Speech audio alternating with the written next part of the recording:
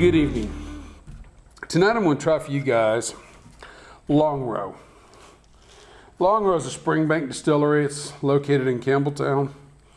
Longrow is the peated version, I guess, of Springbank.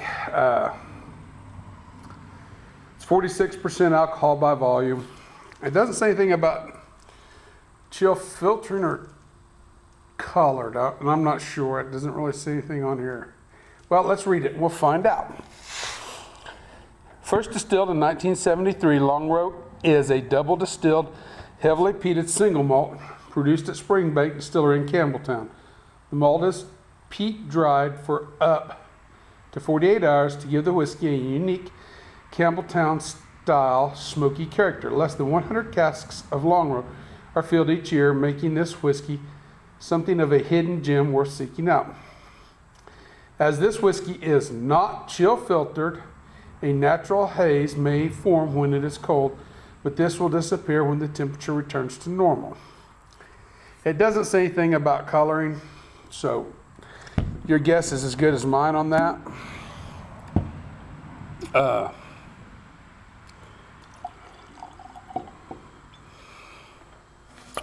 Says 46% alcohol by volume, which is nice. I like that about Springbanks. They always keep their ABVs up there. 46% is a good ABV. I've always enjoyed it in almost all whiskeys I try. I prefer around that 90 to 100 or a little bit over 100 proof. So anywhere between about 45%. I really do prefer 46% up, but 45% to 52% ABV. That's really kind of a sweet spot I don't have to add much to. We also got Effie's homemade oat cakes. And I really kind of like these. They taste like an oatmeal cookie in a roundabout way, but they're very neutral and they're very interesting for this. And I will try not to burp as I did on the one before last, Gentleman Jack. I think I burped on several of them. I don't know why I do that. Nerves maybe, who knows. Anyway, we'll start with a little bit of that. We'll let that set for just a minute. This is an NAS. They do have a 16-year, but it costs $199, the one I've seen over in Salina. And right now, that's not in my budget. That's pretty expensive. But they had this one, and I thought, well, this is a good one. I paid roughly, I think, $56 for this one.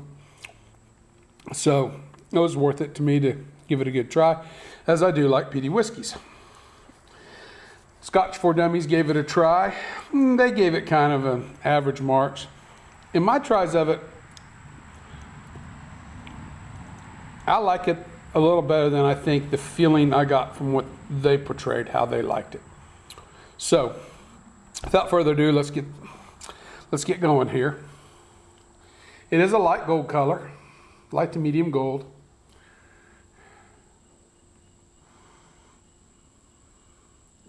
It's got fairly slow legs, fairly viscous. They are thin though, and once they do start running, they tend to run fairly quickly. And you can smell the peat and the smoke right off.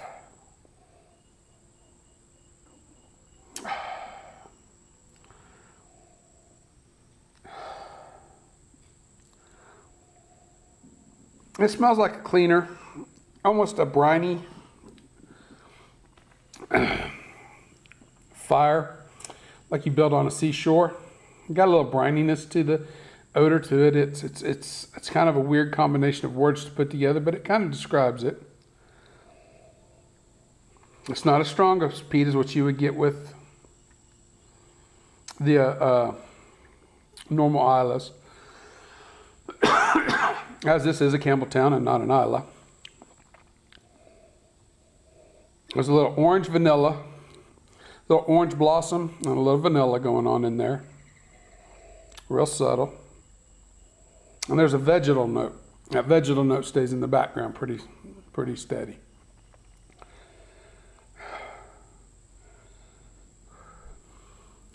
Overall, it's not overly spirit driven in the nose for 46% at all.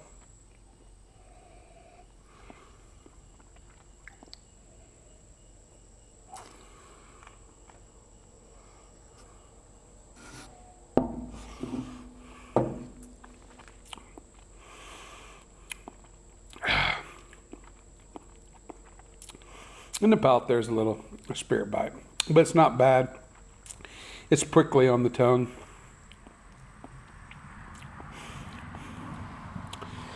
Okay. You almost get a plasticized, it sounds weird to say it, but almost a plasticized flavor with this. And that peat, almost like a plastic peat, but it doesn't make sense to say it like that, but it comes across sort of like when we was a kid, we'd burn trash, or we'd be on a campfire and we'd burn some plastic in the campfire. Sometimes you get that lingering smell that washes in the back of your mouth when you're breathing, or gets on the back of your tongue. It gets that kind of flavor there, okay? The smokiness is light. The orange is an orange zest.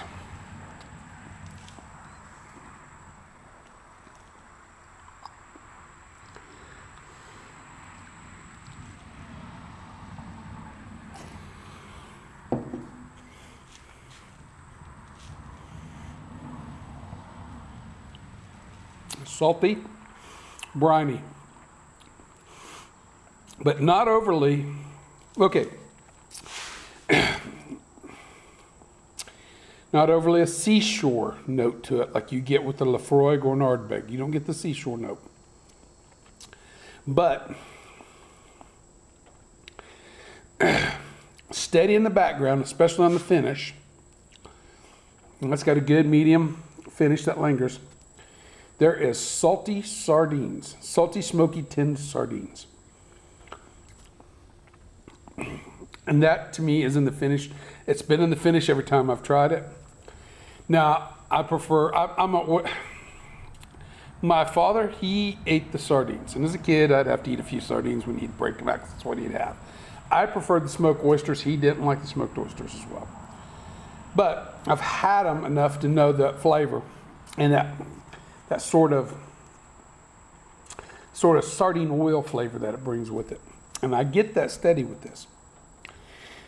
There is nothing at all off-putting about this at all.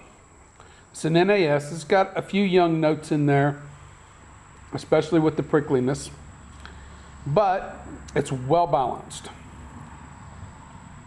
It's not overly one-sided one way or the other. You get just enough of the orange and the vanilla to offset all of the peatiness and the smokiness in there. I like it. I think it's pretty good stuff, actually. One of the better NASs that I've had.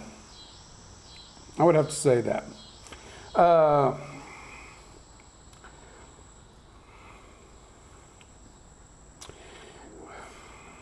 thinking about a score here.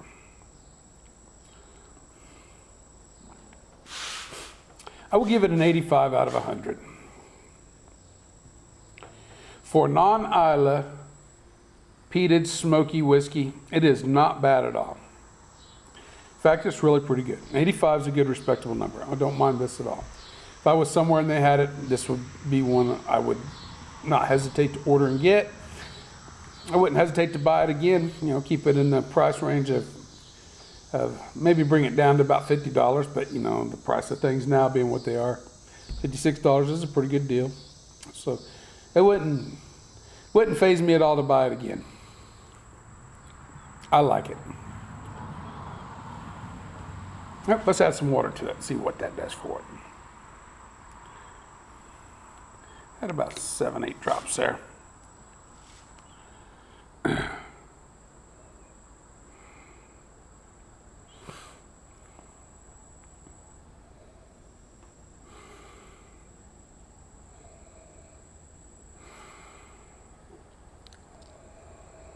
It actually brings a little bit of that orange flavor forward a little bit. That orange in the nose. And the peat sort of kind of backs off just a little bit. The smokiness remains, but that phenolic peatiness kind of backs off of here.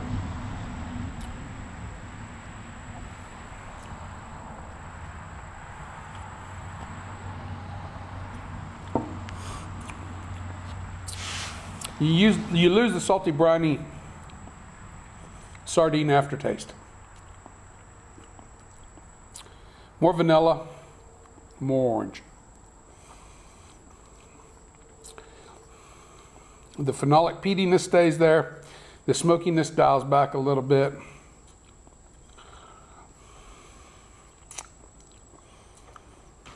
Pretty good stuff. All right, I'm gonna stick with my 85 out of 100. I think it's definitely a doable dram for anybody that would be interested. If you find it and you've not seen it or tried it, I would encourage you to do so. Remember, the spirit in your glass is not running from you. Take your time, sip it, and enjoy it. You'll be better for it if you do. Good evening, everybody.